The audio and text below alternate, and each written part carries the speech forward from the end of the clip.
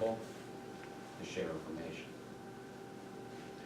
And I think we're doing an amazing job of that. It's also working with the families to say, you have a child at home, you check their cell phone. If you don't, go home tonight and do it, please, anybody in the room. And if you're not doing it regularly, please do it. I said this last night, because those lovely devices are how we get everything these days.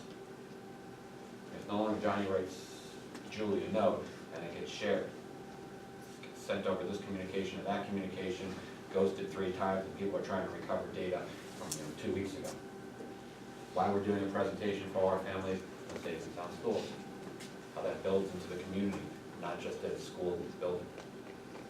Why we're working with cybercrime and state police to do presentations for our families and say, you need to be vigilant in this, you need to know what your students are doing. Why we've changed Wi-Fi in our schools and controlled network access. So I will say, yes, there's a discussion to be had about who's there with a weapon or not there with a weapon, but it goes so far beyond that when we're talking about protecting our lives and the safety of our children, and we have to be mindful of that whole entire picture. And we weren't there. We're getting better at it.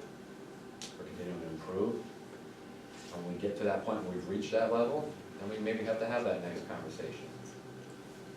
But we got to get those other pieces in place before we just put somebody at the door, because if we don't know the story about the kids walking through that door, history has shown across this country far too often that still people get hurt even with an armed person. My 2 cents on it. It will be discussed again, I promise you. We've got to do those other pieces. And it'll be polarizing when it's discussed. Because many people who believe that the person should be there, you're going to have equal or more on the other side who don't. Right? And that's a tough decision. Thank you.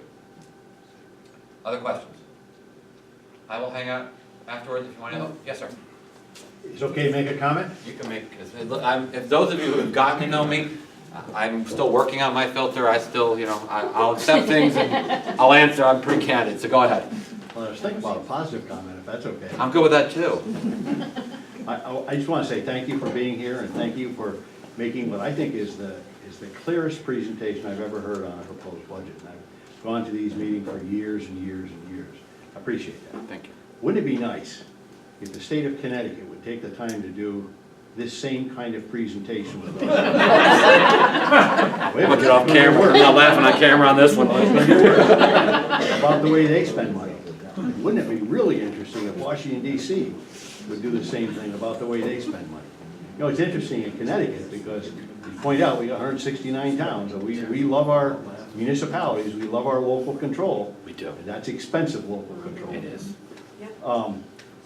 And Connecticut is interesting because they tell us what to do in our school districts. And a couple of years ago, they said to Morris, well, we're going to take $500,000 away from you. But you keep on doing what you're doing, but we're going to take that 500 grand away. Education is expensive. It's always going to be expensive. And the salary accounts in education are always going to be the biggest account, and they're going to be an expense. But in my opinion, it's an investment. It's an investment in our kids and our grandkids, an investment in the future. And I can't say that about a lot of the way money is spent in Hartford and in Washington, D.C. But I can say that about the way money is spent in Region 6. Thank you for being here tonight. Appreciate it. Thank you. And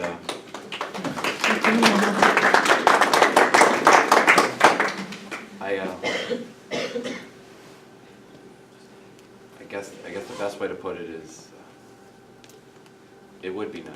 It would be nice if people cared enough. Because people understand me. I have 2 boys. They're 13 and 11. Are they going to be able to? I've been part of this county for 30 some odd years, 31 years. Are they going to be able to build a home in this part of the state? Are they going to be able to grow up in this part of the state? That stinks. It stinks as a father saying, all right, I'm probably going to ship them off to college, and then they're probably going to go someplace else. And that's what we need to figure out is, how do we make this work? How do we make it affordable? And that's on all of us. And it starts here. And somebody asked earlier, how long can we hold this zero? I ran a rough projection. If we can get this so we can be a little more efficient, we're 5 to 7 years without having to go off that 17.3. Right? That's a long time in anything. Can I do it year after year without reconfiguring this? No, I can't.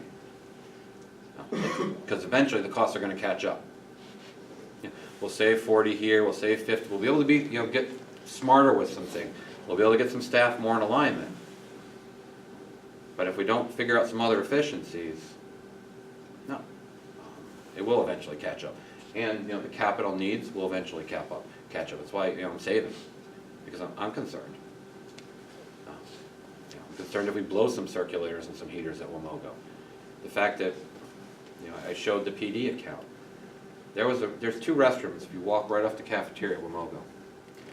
They were originally done in the 50s when that first wing opened up there. Yeah, you're part of the original school. They were part of it. We hadn't touched those bathrooms in 60 years. Right, so you kind of sit there and look at it and say, okay, to fix those bathrooms this year, it cost us $70,000, $35,000 to demo and renovate 2 new student bathrooms. They're gorgeous now. It's the same thing we overspent on PD last year. So we're not talking about asking, we're just talking about being, prioritizing some of our beliefs to say, would you ask a student, to do a basic bodily function in a place that has, has gone beyond repair? And we got 5 more of those up there. So those are the things you have to ask yourself, and those things you want to. So I thank you, but I want to leave something better for the, for the kids, the grandkids, whoever's out there to come. That's all. Yes, sir. I have just, a little bit, I do think you did a very nice job, very transparent, and with a lot of work. But I do have a counter to this, that I think,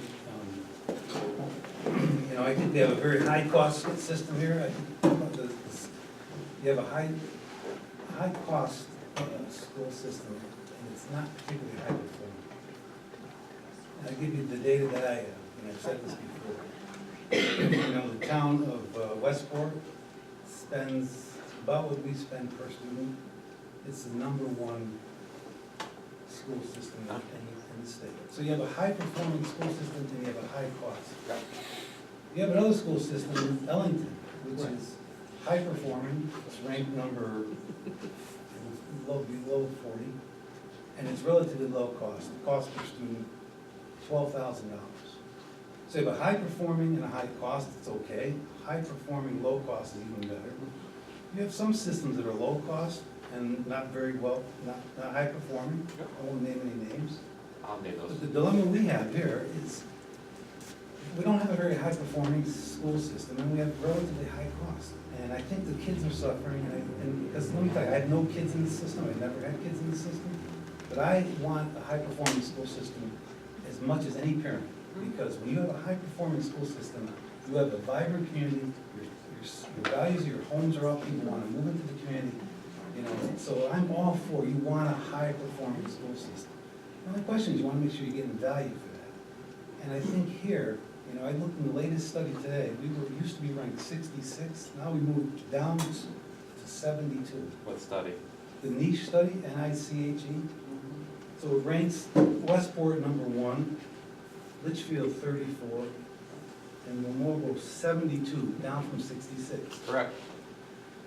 Again, those I are can get you a surveys, couple. I know, I can get you a surveys are couple surveys. other. I can get you a couple other surveys that'll My show. only point is, I believe that we are spreading way too much fixed costs. We're carrying monuments.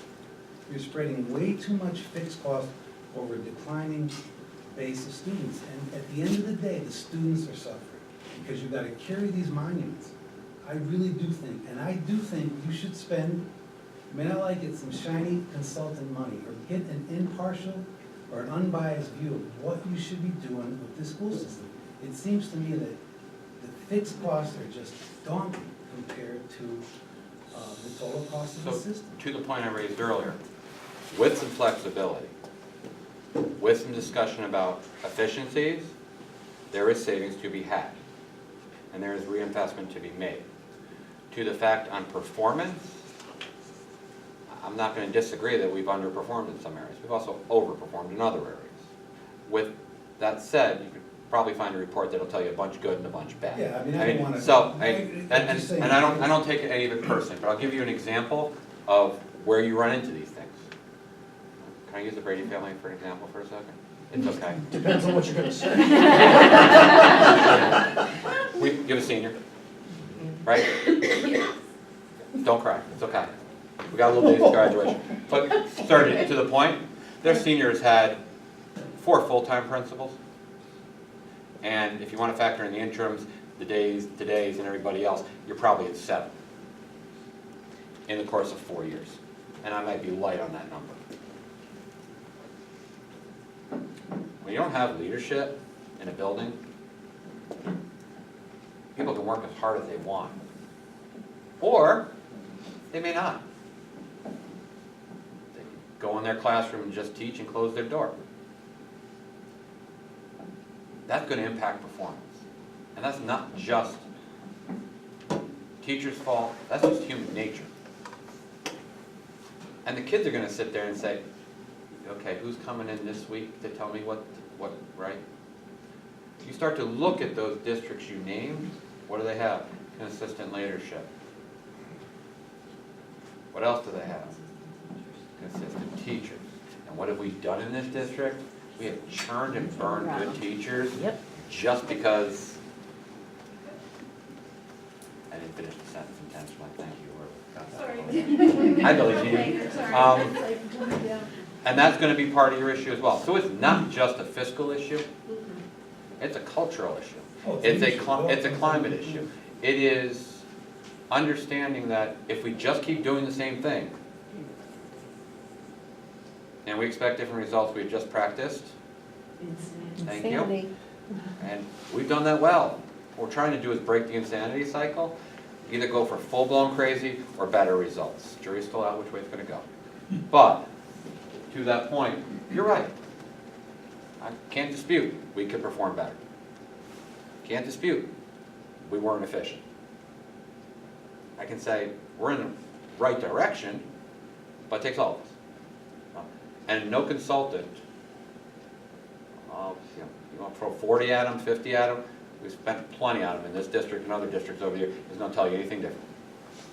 Well, you just need someone who's impartial, because there's so much, emotions around closing the school, or, It's not emotion, that's a 1970 charter. It has nothing to do with emotion. It has to do with the basic reality that when it was established for the reasons on the second vote, do the history lesson real quickly, they added that caveat. Why? So it would get approved. And when they got that approved, it required that if you want to close Morris, it's not Goshen plus Warren has to be greater than Morris. So all 3 separate towns have to agree to revise the charter. And nobody's going to sit there and say, I want an empty building in the middle of my town. And as a school district, I got to figure out what to do with that empty building after I pay the state off for the money they gave us to fix the building. So what we need to look at, again, is how can we do it more efficiently? How can we do it better?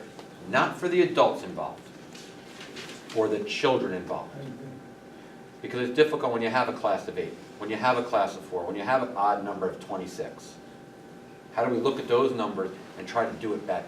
And that's going to be some shared pain. That's a conversation that's coming, and I'm not looking forward to it.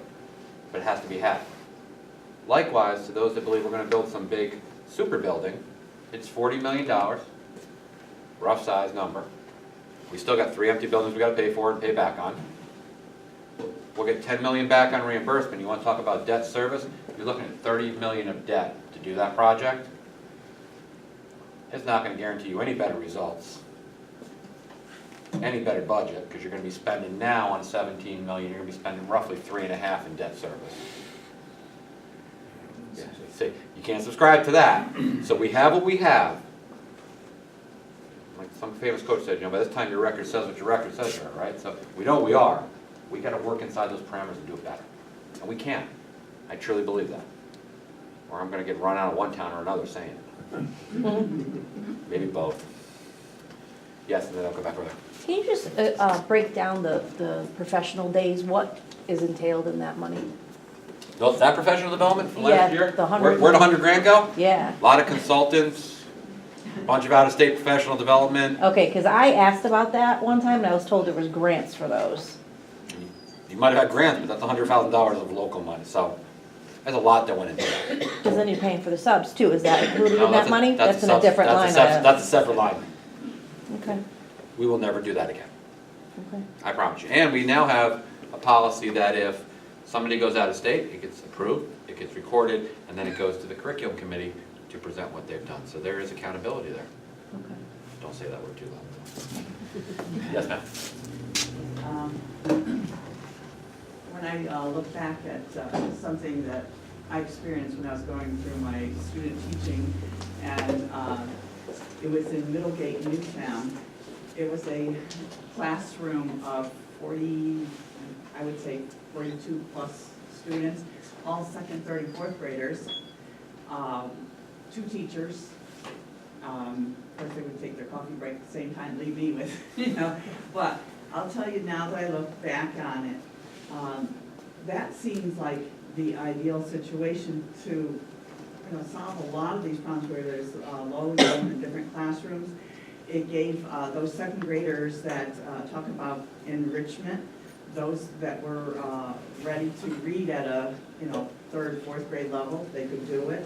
Those fourth graders that need a little extra time, it was the best experience, really, to have a second, third, fourth grade, combining There's a those. lot to be said for the multi-age. Yes. The whole education philosophy of Montessori built on it. There is a world of opportunity there. And anytime you can get a greater critical mass together, there's going to be some efficiencies. There's going to be some efficiencies in teacher collaboration. There's going to be efficiencies in curriculum. There's going to be efficiencies in just materials. We are not efficient. We're going to get there. We're just not there yet. But to get there, again, it's going to take everybody here. Everybody similarly on Thursday. Everybody, the 80 plus we had last night. And John's laughing, so I can't. And we all got to get on the same page, and we have to, we got to understand, it's going to take a commitment, and there's a way to do this that, there is a demand to come here. If you look at the ag piece, right? Look at the one, we got to figure out how to make all these pieces work, and keep that number where it is, and reinvest. That's the goal. Can we get a copy of your presentation? It's been up on the website since Okay. March 12th. The full budget book's there too. So, and the revisions will be up. April 9th is our next board meeting. I'll have the revisions up the 10th or the 11th. Okay. Chris, I'm not looking for it. Where is it on the website? You go to the news section, scroll down, it's all posted there. So, News? yeah, you just click on one of the news buttons, and all on the right, on the left-hand side, you'll see all the pieces. Thank you. The other point, I'm repeating myself, that ag science fee of 13,000, you have to make sure that covers at least the variable costs. Because you're right, if it's contributing to fixed, then fine. If it's not covering the variable costs, then things to be considered. Thank you. I can confirm that is doing more than variable costs and helping in a lot of this. Plus, you also have to look at what those students are bringing to the district. Valedictorian, 6 out of the top 8 in the graduating class last year, where I 8 of the top 10. Last 2 hours. I was just, He's gonna love the 4 a.m. It's sleeting, just to let you know, you may wanna get up at 4 o'clock again tomorrow morning and check the roads. Thanks, Brady. Thanks so much.